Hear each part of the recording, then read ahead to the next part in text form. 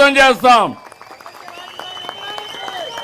ఇది ఒక ప్రపంచ రాజధాని అమరావతి, ఒక ఆదర్శ రాజధాని అమరావతి, తెలుగు జాతికి గుండె అమరావతి, జాతి గౌరవం అమరావతి. అందుకని మళ్ళీ ప్రధానమంత్రి గారు 2 సార్లు రావడం ఎప్పుడూ చూడరనుకుంటాను. అది కూడా ఒక చరిత్ర. మొదటిసారి ఫౌండేషన్ వేశారు, మళ్ళీ పనులు ప్రారంభించడానికి 2వసారి వచ్చారు, తొందరలోనే 3వసారి వస్తారు. ఏవైతే ప్రారంభించిన పనులు పూర్తి చేసి జాతికి అంకితం చేయడానికి తొందరలోనే వస్తారని చెప్పి కూడా నేను మీకు తెలియజేస్తున్నా. ఇప్పటికి కూడా వైఎస్ఆర్ కాంగ్రెస్ పార్టీకి బుద్ధి రాలా, జ్ఞానోదయం కలగలేదు. కలుగుతుందని మీకేమైనా నమ్మకం ఉందా నేను అడుగుతున్నా? ఇంకా ముదిరింది. అందుకే మీరు చూస్తే అసెంబ్లీలో చర్చ పెడితే కనీస రాజకీయ జ్ఞానం ఉండే వ్యక్తి రావాలి. గవర్నర్ స్పీచ్కి వచ్చారు, గొడవ చేయడానికి వచ్చారు. అదే సమయంలో నిన్న అమరావతి పైన తీర్మానం పెడతామంటే ఇక్కడికి వచ్చే పరిస్థితిలో లేరు. ఇంకో పక్క మీరు చూస్తే ఢిల్లీలో లోకసభలో రాజ్యసభలో వ్యతిరేకించిన ఏకైక పార్టీ భారతదేశంలో ఏం పార్టీ? అది పేరు చెప్పాలనా?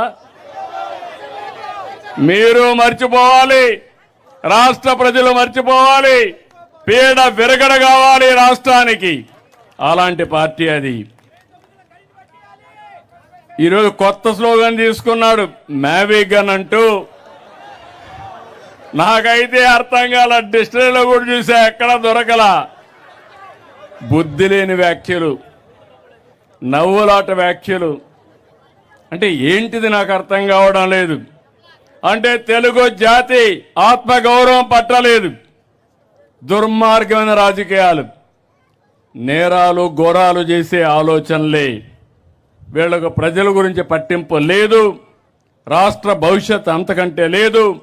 విధ్వంసాలు చేయడం, విషం చంపడం, ప్రజల్ని భయభ్రాంతులు చేయడం. అమరావతిని చంపాలనుకున్న మీరు ఇంకా బాగుపడే సమస్య లేదని మీ అందరికీ విజ్ఞప్తి చేస్తున్నా. అందుకని బిల్లుపై పార్లమెంట్లో వాకౌట్ చేశారు. శాశ్వతంగా మీరు ఆ పార్టీని బ్యాకప్ ఏం చేయాలి? బ్లాక్అవుట్ చేయాలి. అప్పుడే వీళ్ళకి బుద్ధి వస్తుంది. రాజకీయాల నుంచి ఇలాంటి వాళ్ళని నేను చాలా రాజకీయాలు చూసా. 5 దశాబ్దాలుగా రాజకీయాలు చేస్తున్న 48 ఏళ్లుగా రాజకీయాలు చేశా. హేమాహేమిని చూశా, అనేక సమస్యలు చూశా. ఇంత చౌకబారు రాజకీయం, ఇంత నీతిమాలిన రాజకీయం నేను ఎప్పుడూ చూడలేదని చెప్పి నేను మీకు అందరికి కూడా విజ్ఞప్తి చేస్తున్నా. అందుకనే ఈరోజు మిమ్మల్ని అందరినీ కోరుతున్నా, అమరావతి, ఆంధ్రప్రదేశ్, ఒక్క అమరావతినే కాదు, 3 మెగా సిటీలు విశాఖపట్నం, తిరుపతి డెవలప్ చేస్తాం. ప్రతి ప్రాంతాన్ని అభివృద్ధి చేస్తాం. అమరావతి ఒక స్ఫూర్తిగా ఉంటుంది. ఇక్కడ కూర్చుంటే ఎక్కడ లేని వైబ్రేషన్స్ వస్తాయి. ఇక్కడి నుంచి పరిపాలన సమర్థవంతంగా చేసి ప్రతి ప్రాంతాన్ని అభివృద్ధి చేస్తామని అమరావతి సాక్షిగా ప్రజలకు హామీ ఇస్తున్నాం. ఇక అమరావతి అన్స్టాపబుల్, ఎవరు స్టాప్ చేయలేరు. అమరావతి అజేయం, అద్వితీయం, భవిష్యత్ అవిరామం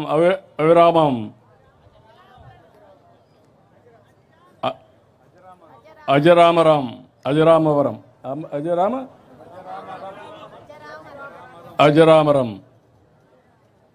నేను అందుకే మీ అందరికీ చెప్తున్నా, మీరే చూస్తారు. హైదరాబాద్ నగరం 95/2004లో వేసిన foundation. Hyderabad plus Amaravati. Quantum వస్తుంది, ఒకటి కాదు, ప్రపంచం మొత్తం ఇక్కడికి వచ్చే పరిస్థితి వస్తుంది. నేను మిమ్మల్ని ఒకటే కోరుతున్నా, మీరు కూడా ఏమరపాటుతో ఉంటే మళ్ళా సమస్యలు వస్తాయి. అప్రమత్తంగా ఉందాం. మీకు నేను అండగా ఉంటా. ప్రపంచం మొత్తం బెస్ట్ ప్రాక్టీసెస్ ఇక్కడ తీసుకొచ్చి అమరావతిని బ్రహ్మాండమైన రాజధానిగా చేసి నా రుణం తీర్చుకుంటా. మీరందరూ కూడా సహకరించాల్సిందిగా ఈరోజు నాకు ఎంత ఆనందంగా ఉందంటే, ఎంత గర్వంగా ఉందంటే చెప్పలేనంత గర్వంగా ఉంది.